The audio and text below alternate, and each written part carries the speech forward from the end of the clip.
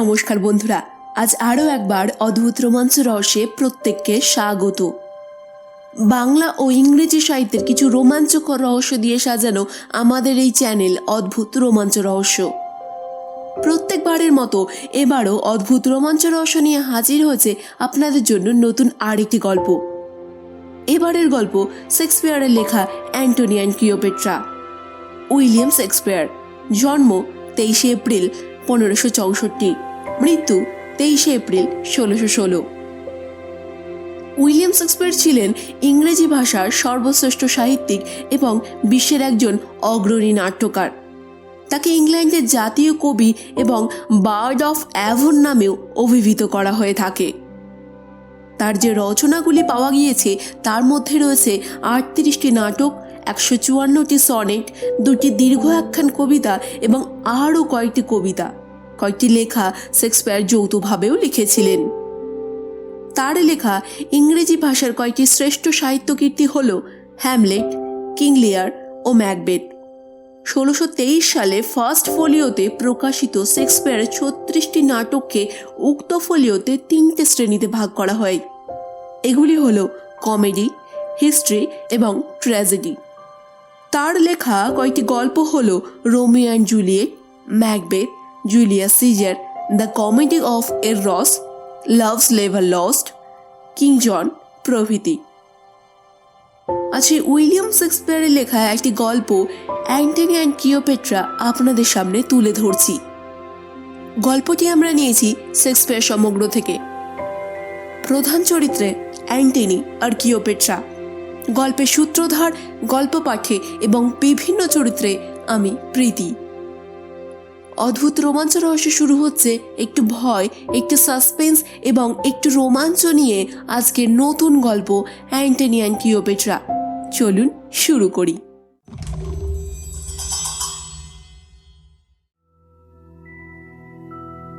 Rome সম্রাট Julius সিজারের কোনো সন্তানাদির ছিল না। তিনি দত্তক নিয়েছিলেন তার ভাগ্নে অক্টেভিয়াসকে। এই অক্টেভিয়াস আবার অগাস্ট সিজার নামেও পরিচিত ছিলেন। তারই নাম অনুসারে ইংরেজির আগস্ট মাসের নামকরণ করা হয়েছে। এই কথাটা সবারই জানা যে ক্যাসিয়াস, ব্রুটাস এবং অন্যান্য প্রতিপত্তিশালী রোমানদের ষড়যন্ত্রের ফলে নিহত হয় জুলিয়াস সিজার। সিজারের মৃত্যুর পর মার্ক অ্যান্টনি এবং অক্টেভিয়াসের সৈন্যবাহিনীর সাথে লড়তে গিয়ে একে একে নিহত হন চক্রান্তকারীরা। এরপর রোমান সাম্রাজ্য 3 ভাগে ভাগ হয়ে যায়।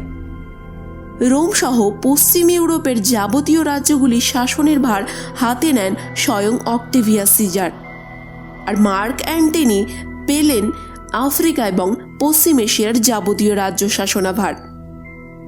আগে থেকেই অক্টেভিয়াস রোমে সেনেটর বিশিষ্ট ধনী লেপিডাসকে নিজের দলে টেনে নিয়ে ত্রয়ী শাসন ব্যবস্থার প্রচলন করেছিলেন রোমে।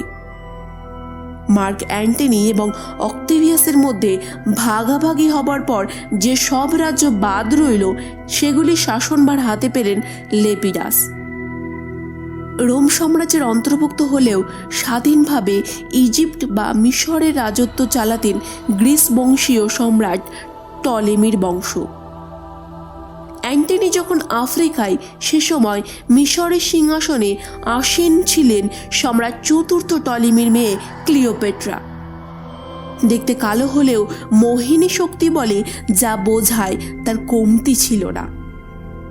তার কাছাকাছি যে কোনো পুরুষ এলেই সহজেই তার মাথা ঘুরে যেত। মার্ক অ্যান্টনি বিবাহিত হলেও ক্লিওপেট্রার সাথে প্রথম দেখাতেই তার মাথা ঘুরে গেল। রোমান সাম্রাজ্যের অন্যতম শাসক হিসেবে অ্যান্টনির সাথে ক্লিওপেট্রার যে দূরত্ব থাকা দরকার তা অনায়াসে ঘুচিয়ে দিয়ে অ্যান্টনি দিন রাত তার সাথে মেলামেশা শুরু করলেন। জানিয়ে জনগণ তার নিন্দা এবং সমালোচনা করতে লাগলেন। ক্লিওপেট্রার প্রাসাদের একটি কক্ষে বসে নিভৃতে নিজেদের মধ্যে আলোচনা করছেন অ্যান্টনির 2টি ঘনিষ্ঠ সহচর ফাইলো আর ডেমেস্ট্রিয়াস। তাদের আলোচনার বিষয়বস্তু অ্যান্টনির স্বভাব চরিত্র। যুদ্ধবিদ্যায় পারদর্শী মহাবীর হিসেবে যার এক সময় খ্যাতি ছিলেন সেই অ্যান্টনি কিনা আজকাল ক্লিওপেট্রাকে ভালোবেসে তাকে নানাভাবে খুশি করার চেষ্টা করছেন। দিনের বেশিরভাগ সময়টা তার কেটে যাচ্ছে ক্লিওপেট্রার সাথে। তাদের কথাবার্তা শেষ হতে না হতেই ক্লিওপেট্রা ও তার সঙ্গিনীদের সাথে নিয়ে সেখানে হাজির হলেন অ্যান্টনি। তাদের আসতে দেখে দুজনে আড়ালে সরে গিয়ে নজর রাখতে লাগলেন। অ্যান্টনিকে আর চোখে দেখে নিয়ে তার দিকে লাশ সময় চাউনি ছুড়ে দিয়ে বললেন ক্লিওপেট্রা, আচ্ছা অ্যান্টনি, সত্যি করে বলো তো আমায় তুমি কতটা ভালোবাসো? অ্যান্টনি জবাব দিলেন, যে প্রকৃত ভালোবাসে তার পক্ষে বলা সম্ভব নয় সে ঠিক কতটা ভালোবাসে। এবার পাল্টা প্রশ্ন করলেন তিনি, সীমাহীন প্রেমকে কি গণ্ডিতে বেঁধে রাখা যায়? ক্লিওপেট্রা জবাব দিলেন, তাহলে নিশ্চয়ই কোথাও না কোথাও এর একটা সীমারেখা আছে। যে সীমারেখার হদিশ পেতে গেলে আমায় খুঁজে বের করতে হবে কোথায় রয়েছে নতুন পৃথিবী, নতুন আকাশ, বললেন অ্যান্টনি। যে প্রেম আমার আদর্শ তাকে পৃথিবীর সীমারেখায় বেঁধে রাখা সম্ভব নয়। অ্যান্টনির কথা শেষ হতে না হতেই একজন প্রহরী এসে জানালো রোম থেকে দূত এসেছে। সে অ্যান্টনির সাথে দেখা করতে চায়। এমন নিবিড় প্রেম ঘন মুহূর্তে দূত আসার কথা শুনে বেজায় বিরক্ত হলেন অ্যান্টনি। তিনি ক্লিওপেট্রার সামনে সাফ বলে দিলেন প্রহরীকে, যাও দূতকে বলো আমি আর তার সাথে দেখা করব না। বুদ্ধিমতী ক্লিওপেট্রা আন্দাজ করে নিলেন দূত নিশ্চয়ই কোনো জরুরি বার্তা নিয়ে এসেছে, তাই তাকে ফিরিয়ে দেওয়া উচিত হবে না। এভাবেই অ্যান্টনিকে বোঝালেন তিনি। সসম্মানে রোমের দূতকে ভেতরে নিয়ে আসার আদেশ দিয়ে সেখান থেকে সরে গেলেন ক্লিওপেট্রা। অ্যান্টনিকে অভিবাদন করে দূত বললেন, হে মহামান্য অ্যান্টনি, আপনার স্ত্রী এই প্রথম যুদ্ধ করতে গেলেন। অবাক হয়ে অ্যান্টনি বলেন, কি বলছো তুমি? তাহলে বোধহয় তিনি তার দেবর লুসিয়াসের বিরুদ্ধে যুদ্ধ করতে গেছেন। আপনি ঠিকই বলেছেন প্রভু। জবাব দিল দূত। তবে লড়াই শেষ হতে তারা আফসোসের সাথে নিজেদের ঝগড়া বিবাদ মিটিয়ে নেন। এরপর তারা যুদ্ধ করতে যান সিজারের বিরুদ্ধে, কিন্তু সেখানে তারা প্রচণ্ডভাবে হেরে যায় সিজারের কাছে। কি বললে? সিজারের কাছে তারা হেরে গিয়েছেন? বাহ, এটা বেশ ভালো খবর। মৃদু হেসে বললেন অ্যান্টনি। আর কিছু খবর থাকলে তাও বলে ফেলো। দূত বলতে লাগলো, পার্থিয়ান রাজা লিপিয়াস তার বিশাল সেনাবাহিনী নিয়ে একের পর এক জয় করে চলেছেন এশিয়ার বিভিন্ন রাজ্য। সিরিয়া, লিবিয়া, আয়োনিয়া প্রভৃতি রাজ্য তার পদারত হয়েছে। আর এমন সময় এইটুকু বলেই থেমে গেলেন রোমের দূত। কি একটা বলতে গিয়েও বলতে পারলেন না। আর এমন সময় আমি আনন্দের সাথে এখানে দিন কাটাচ্ছি, এই তো বলবেন আপনারা, বললেন অ্যান্টনি। কোনো জবাব না দিয়ে মাথা নিচু করে দাঁড়িয়ে রইল রোমের দূত। একজন প্রহরীকে ডেকে অ্যান্টনি বললেন, যাও সিসিয়ান থেকে যে দূত এসেছে তাকে আমার কাছে পাঠিয়ে দাও। রোমের দূত বিদায় নেবার পর ভেতরে এলেন সিসিয়ানের দূত।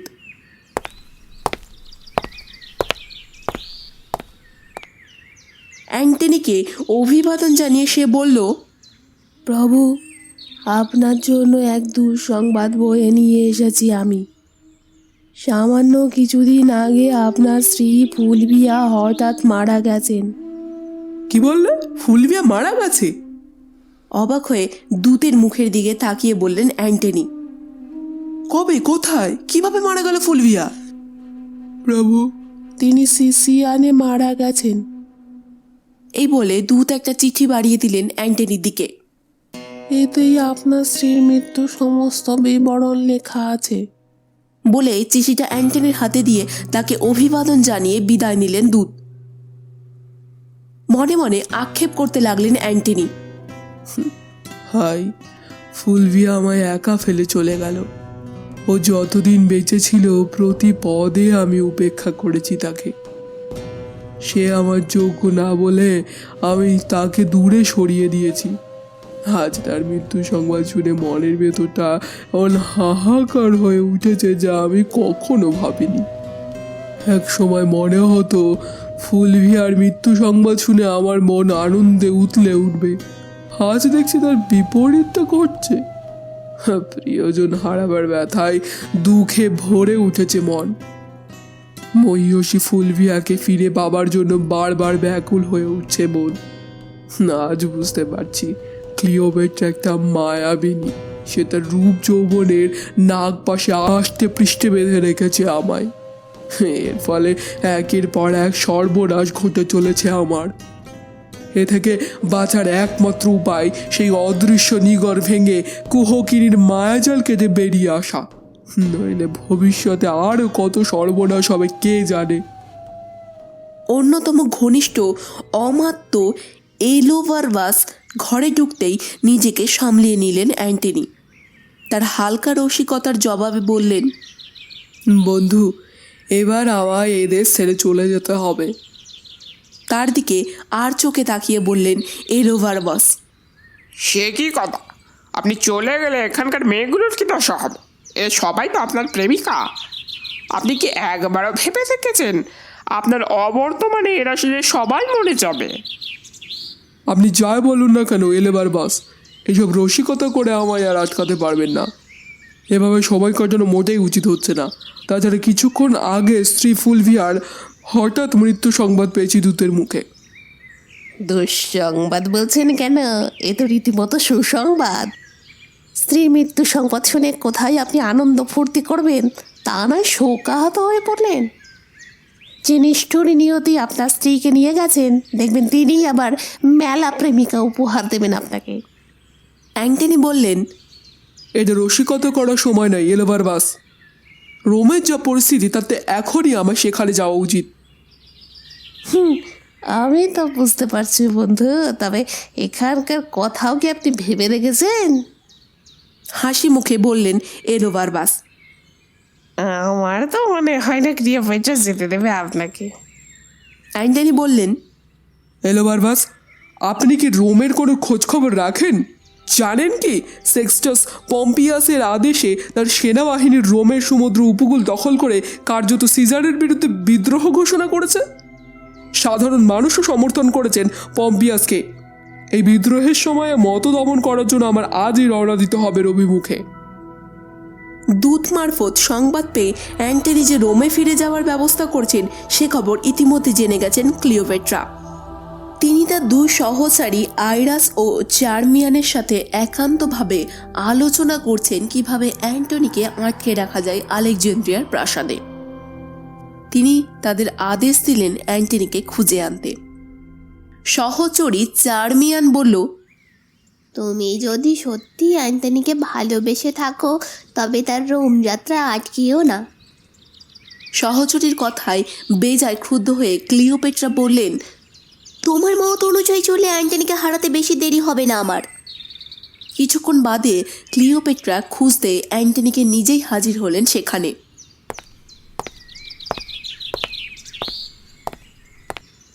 তাকে দেখতে পেয়ে ক্লিওপেট্রা অসুস্থ হবার ভান করে চোখে মুখে এমন ভাব ফুটিয়ে তুললেন যাতে মনে হবে তিনি অ্যান্টনির ওপর রেগে আছেন। ক্রুদ্ধ স্বরে তিনি অ্যান্টনিকে বললেন, কি বউয়ের কাছে যাবার কথা বলতে এসেছো তো? বেশ, তাই যাও। তোমার ওপর আমার যেমন কোনো অধিকার নেই, তখন তার কাছে ফিরে যাওয়াই শ্রেয়। অ্যান্টনি বললেন, তুমি খামোখা আমার উপর রাগ করছো ক্লিওপেট্রা। বলে কেন এই মুহূর্তে তার রোম যাওয়ার প্রয়োজন সে কথা বিস্তারিত জানালেন তাকে। সেই সাথে স্ত্রীর মৃত্যুর কথাও তাকে শোনালেন। ক্লিওপেট্রা প্রথমে বিশ্বাস করতে চায়নি ফুলিভিয়ারের মৃত্যুর কথা। তখন অ্যান্টনি তার হাতে তুলে দিলেন সিসিয়ান দূতের দেওয়া চিঠিটা। চিঠিটা পড়ে তিনি বুঝতে পারলেন ফুলিভিয়ার মৃত্যু সংবাদটা মিছে নয়। শেষমেশ ক্লিওপেট্রাকে অনেক বুঝিয়ে সুঝিয়ে তার কাছ থেকে বিদায় নিয়ে রোমের উদ্দেশ্যে পাড়ি জমালেন মার্ক অ্যান্টনি।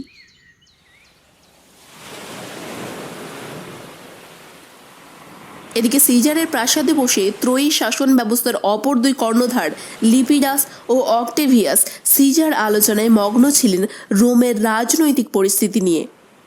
অক্টেভিয়াস বললেন, দেশের এই সংকটজনক অবস্থার কথা জেনেও আমার দূতকে গুরুত্ব না দিয়ে ফেরত পাঠিয়েছেন অ্যান্টনি।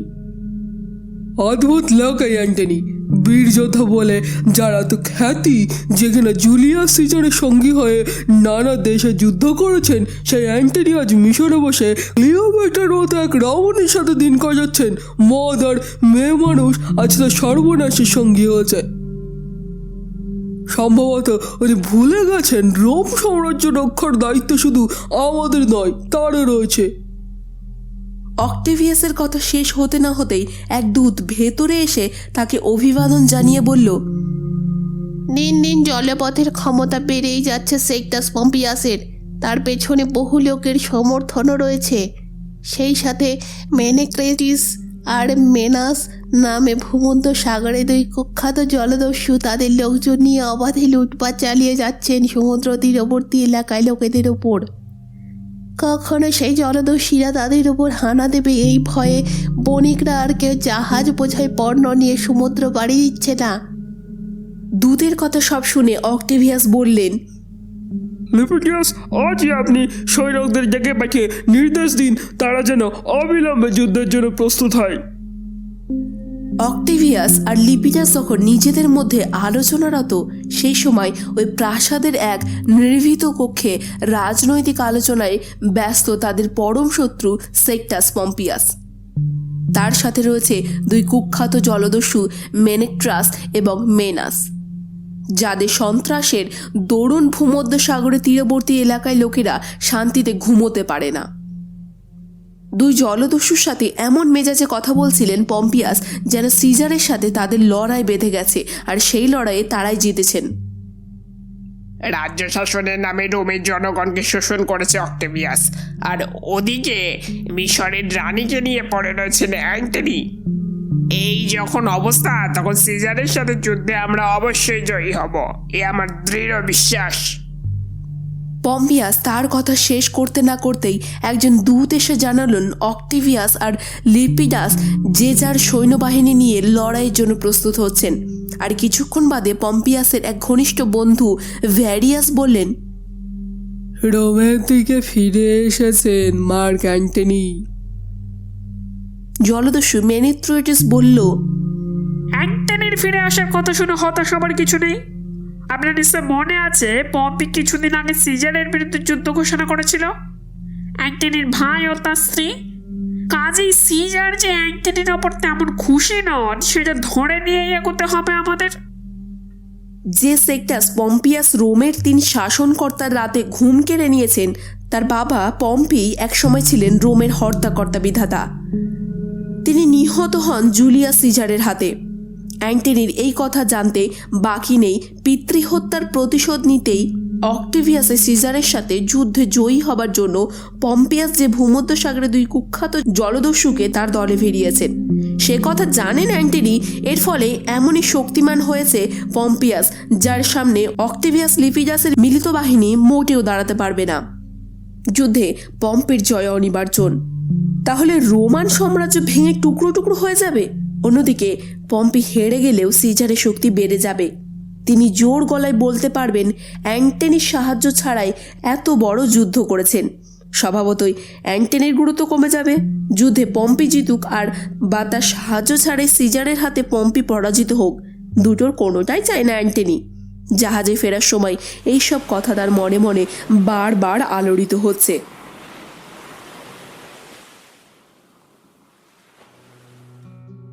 মিশর থেকে রোমে ফিরে এসে সিজারের সাথে দেখা করলেন অ্যান্টনি। এই সুযোগে অ্যান্টনির ভাই ও তার স্ত্রী যে সিজারের বিরুদ্ধে যুদ্ধ ঘোষণা করেছিলেন তা নিয়ে অ্যান্টনিকে খোঁজ দেবার লোভটা সামলাতে পারলেন না সিজার। কিন্তু খোঁচা খেয়ে দমে যাওয়ার পাত্র নন অ্যান্টনি। তিনিও পাল্টা জবাব দিলেন। ঝগড়াঝাটি বেঁধে গেল উভয়ের মাঝে।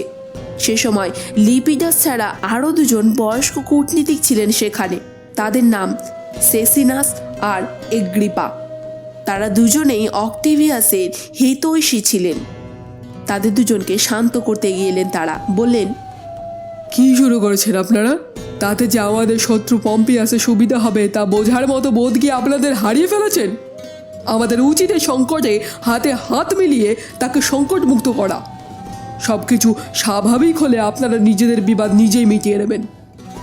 সিজারের দিকে তাকিয়ে এগ্রিপা বললে, আমি একটা প্রস্তাব করছি। আপনার বোন অক্টেভিয়া তো অবিবাহিত, অ্যান্টনির স্ত্রী ফুলিয়া হয়তো মারা গেছে। এই অবস্থায় আপনি যদি অ্যান্টনির সাথে আপনার বোনের বিয়ে দিয়ে দেন, তাহলে রোম জনসাধারণ উপকৃত হবে। আপনি কি কখনো ভেবে দেখেছেন অ্যান্টনির সাথে আমার বোনের বিয়ে হলে ক্লিওপেট্রা কি অ্যান্টনি এবং আমাকে ছেড়ে কথা বলবে? বললেন সিজার। প্রথম অ্যান্টনির আপত্তি থাকলেও তাকে অনেক বুঝিয়ে সুঝিয়ে বিয়েতে রাজি করলেন সেসিনাস এবং এগ্রিপ্পা। অ্যান্টনি তার বোনকে বিয়ে করতে রাজি হয়েছে শুনে মনে ভরসা পেলেন সিজার। বিয়ের ঠিক পরেই নববধূকে প্রাসাদে রেখে বিশাল সেনাবাহিনী নিয়ে যুদ্ধ করতে ছুটলেন অ্যান্টনি। মাইসেনামারের কাছে এক বিশাল মাঠে ছাউনি ফেলেছেন পম্পিয়াসের সেনাবাহিনী। তাদের খুব কাছাকাছি শিবির বানিয়েছে অক্টেভিয়াস সিজার, মার্ক অ্যান্টনি এবং লিপিডাসের মিলিত সেনাবাহিনী। তারা তিনজনেই চায় না রক্তক্ষয়ী যুদ্ধ হোক, তাই শেষবারের মতো একটা সমাধান সূত্র খুঁজে বের করতে তারা আলোচনায় বসেছেন পম্পিয়াসের সাথে। এ আলোচনায় পম্পিয়াসকে সাহায্য করতে এসেছেন জলদস্যু মেনাস। ওদিকে ত্রয়ী রোমান পক্ষকে সাহায্য করেছেন মিসেনাস, এগ্রিপা ও মার্ক অ্যান্টনির বন্ধু এলোবারবাস। সিজার বললেন, যুদ্ধ বন্ধের শর্তগুলি আমরা আগেই চিঠিতে জানিয়েছি আপনাকে। এখন সেগুলি আপনাদের গ্রহণযোগ্য হলে যুদ্ধ বন্ধ করা সম্ভব। পম্পিয়াস বললেন, আমি একটু অন্য প্রসঙ্গে যেতে চাইছি। আপনারা সবাই জানেন এক সময় আমার বাবা পম্পি ছিলেন রোমের সর্বেসর্বা, কিন্তু আপনার মামা জুলিয়াস সিজার তাকে অন্যায়ভাবে হত্যা করেন। আজ আমি যদি সে অন্যায়ের প্রতিশোধ নিতে যাই তাহলে কি সেটা খুব অনুচিত হবে? ওসব কথা বলে আপনি যদি আমাদের ভয় দেখাতে চান পম্পিয়াস, তাহলে বলবো আপনি ভুল করছেন। সিজার কিছু বলার আগেই এক পর্দা গলা চড়িয়ে বললেন অ্যান্টনি, স্থলযুদ্ধে আমরা যে আপনাদের চেয়ে বেশি দক্ষ সে কথা আপনি জানেন, আর জলযুদ্ধে আমাদের কি ক্ষমতা তা আপনার কার্যক্ষেত্রে দেখিয়ে দেব। মার্ক অ্যান্টনি আর পম্পিয়াসকে সামলাতে গিয়ে লিপিডাস বললেন, ওসব কথা তুলে আলোচনার পরিবেশ নষ্ট করার কোনো দরকার নেই। তার চেয়ে আপনারা বলুন, চিঠিতে যে শর্তের কথা বলা হয়েছে তার মধ্যে কতটুকু আপনাদের গ্রহণযোগ্য? পম্পিয়াসের কাছে জানতে চাইলেন লিপিডাস। পম্পিয়াস বললেন, শর্তে উল্লেখ আছে ভূমধ্যসাগর থেকে জলদস্যু তাড়াতে হবে আর রোমেদের চাহিদা মতো কম পাঠাতে হবে। বিনিময়ে আপনারা আমাকে সিসিলি আর সার্ডিনিয়ার শাসনভার দেবেন। তাহলে শুনুন সিজার, আমি আপনাদের শর্ত মেনে নিতে রাজি আছি, কিন্তু মার্ক অ্যান্টনির মেজাজ আমার একদম সহ্য হচ্ছে না। বলেই অ্যান্টনির দিকে চাইলেন পম্পিয়াস। তারপর নিজেকে যথাসম্ভব সংযত করে অ্যান্টনিকে বললেন, আপনার নিশ্চয় জানা আছে যে আমার ভাই সিজারের বিরুদ্ধে বিদ্রোহ ঘোষণা করার পর উভয় পক্ষ জোর লড়াই হয়েছিল। কোনো জবাব না দিয়ে মনোযোগ সহকারে পম্পিয়াসের কথা শুনতে লাগলেন অ্যান্টনি। পম্পিয়াস বলতে লাগলেন, সে সময় আপনার মা রোম থেকে এসে সিসিলিতে আশ্রয় নেন। তাকে আমরা সম্মানীয় অতিথির মর্যাদা দিয়েছিলাম, আর আদর যত্নে আমরা কোনো রকম ত্রুটি হতে দেইনি। সে কথা আমি পরে জানতে পেরেছিলাম পম্পিয়াস, বললেন অ্যান্টনি। আর সেজন্যই আপনাকে আমার আন্তরিক ধন্যবাদ। সাথে এও বলে রাখি, আমার মা আদরণীয় অতিথির মর্যাদা দিয়ে রাখার জন্য আমি আপনাদের কাছে চিরকৃতজ্ঞ হয়ে থাকব। অ্যান্টনি যে এ ধরনের জবাব দেবেন তা মোটেই আশা করেননি পম্পিয়াস, কিন্তু বন্ধুত্বের হাত বাড়িয়ে দিতেই সে হাতে হাত মেলান অ্যান্টনি। বিনা যুদ্ধে সমস্যা সমাধান হওয়ায় খুশি হলেন লিপিডাস ও পম্পিয়াস। সেই সাথে সিজার উভয় পক্ষকে একে অপরকে আমন্ত্রণ জানালেন ভোজসভায়। এবার পম্পিয়াসের আমন্ত্রণ রাখতে সবাই গিয়ে উঠলেন তার জাহাজে। বাকি রইলেন শুধু অ্যান্টনির সহচর এলোবারবাস এবং জলদস্যু মেনাস।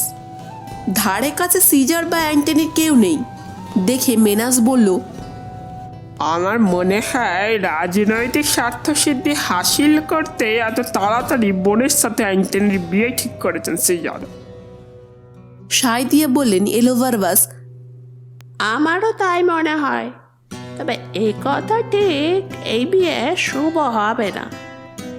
সিজারের বোন অক্টেভিয়া খুব শান্ত স্বভাবের মেয়ে। সে যেমন ধর্মভীরু তেমনি কম কথা বলে।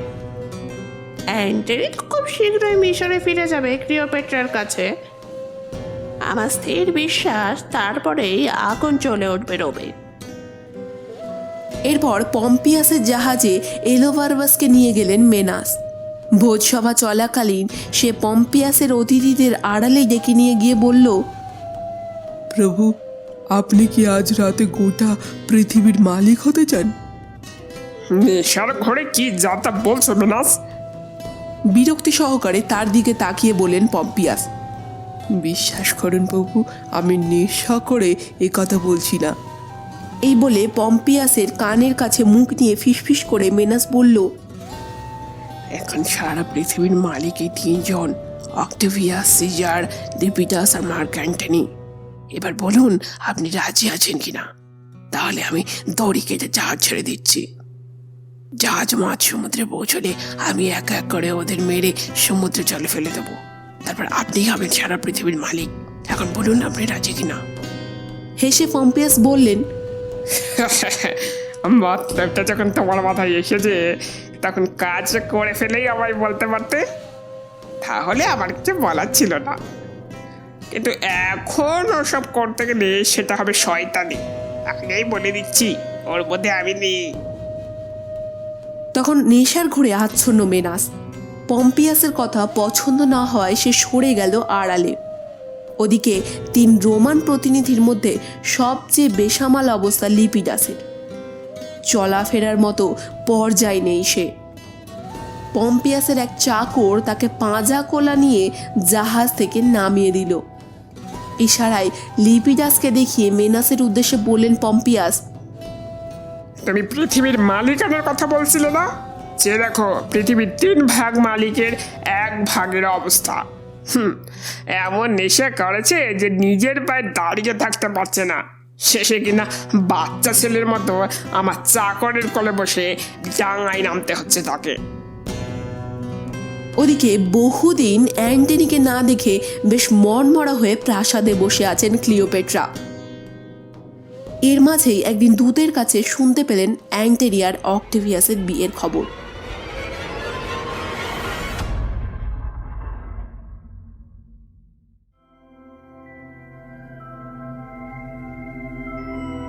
এতক্ষণ শুনছিলেন অ্যান্টনি অ্যান্ড ক্লিওপেট্রার প্রথম পর্ব।